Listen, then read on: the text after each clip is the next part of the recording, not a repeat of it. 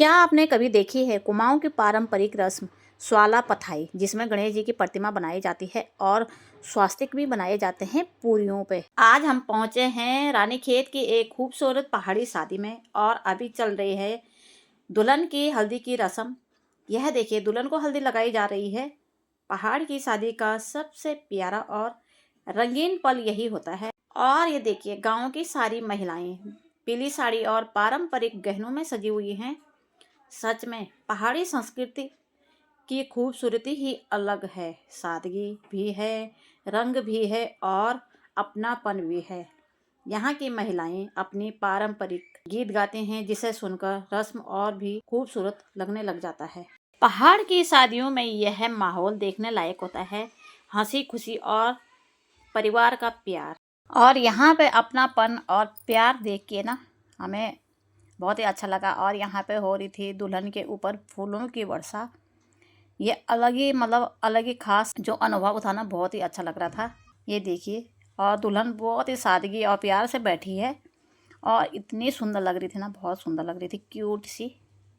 ये पल देख के ना बहुत ही सुंदर लग रहा था, बहुत ही सुंदर पल था ये। और उसके बाद हमने एक अनोखी चीज़ देखी है कि किसी के पैर की नसों में दर्द हो रहा था और उस पैर में ना यहाँ पे सिसौन लगाई जा रही थी, जिसको पहाड़ी में सिसौन बोलते हैं, गढ़वाली में कंडाली बोलते हैं, वैसे ही इसको बिच्छू घास बोलते हैं। इससे पैर सुन्न हो जाता है और दर्द ना कम होने लग जाता है। तो ये वही कर रहे थे, ये आप देख सकते हैं। और उनको बिल्कुल भी दर्द नहीं हो रहा था। हल्दी की रस्म के बाद यहाँ पे शुरू हो जाता है कुमाऊं की जो बहुत ही खास और पारंपरिक रस्म है ना, जिसे यहाँ स्वाला पथाई कहते हैं। यह रस्म गढ़वाल में नहीं होती है। यह पूरी तरह कुमाऊं की अपनी पहचान है। सारी औरतें यहाँ पे बैठ रखी हैं और उसके बाद होगी यहाँ पे ये आटा इन्होंने गूंद के बाहर लेके आ गए हैं। और यहाँ पे ये जो परिवार की सारी महिलाएं होती हैं, गांव की जो महिलाएं होती हैं, यहाँ पे आटा तैयार कर रही हैं। और जो हमारे पहाड़ में मालू के पत्ते होते हैं, क्योंकि वो मालू के पत्ते शुभ होते हैं, उनमें ये स्वाला बेल के गोल गोल पूरियाँ बेल के उसमें रखा जाता है। यह देखिए, गांव की सारी महिलाएं आटा तैयार कर रही हैं। इस रस्म में आटे की छोटी छोटी गोल पूरियां बनाई जाती हैं, जिन्हें स्वाला कहा जाता है। स्वाला का मतलब होता है पूरी। सारे मिलके और हंसी खुशी से ये लोई बनाई जाती हैं। और गांव की सारी औरतें ये मिलजुल के यहाँ पे बैठी हैं।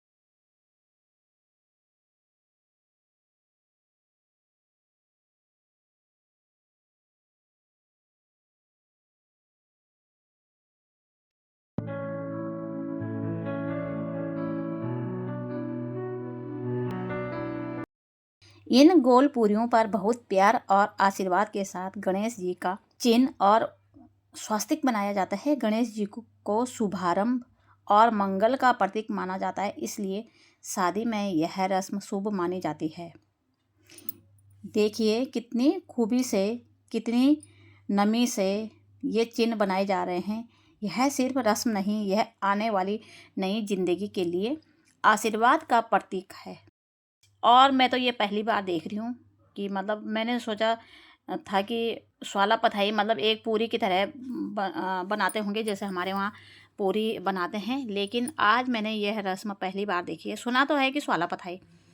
उसके बाद यहाँ पे गणेश जी की प्रतिमा बनाई जाती है और जो गोल पूरियाँ होती हैं ना, उन पर स्वास्तिक बनाया जाता है गणेश जी का।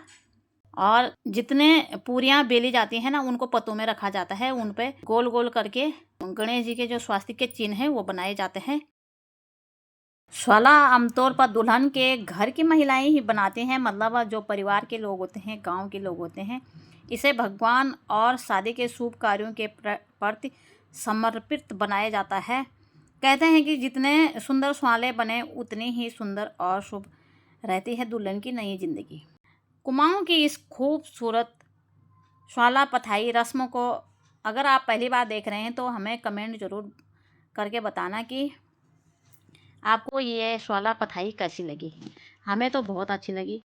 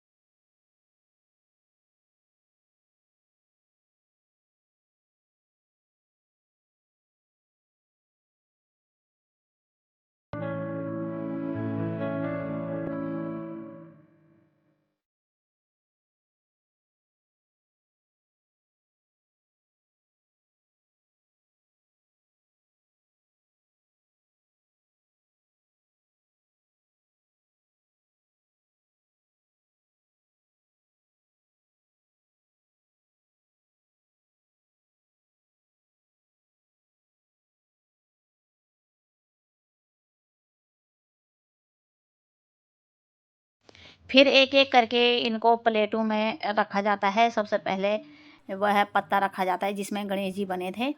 उसके बाद देख सकते हैं आप लोग जिसमें गणेश जी के चिन्ह बने थे और जिसमें जिस पूरी पे स्वास्तिक बने थे 1 2 3 4 5 6 7 इसमें सारे रखे जाते हैं। और इसमें जो टीका वगैरह जो पिठाई होती है वो भी रखी जाती है, चावल रखे जाते हैं। तो ये सारे इन पर लगाए जाते हैं। ये पिठाई भी लगा रहे हैं, ये लाल वाली पिठाई। तो ये और इनमें ना पैसों के सिक्के भी रखे जाते हैं।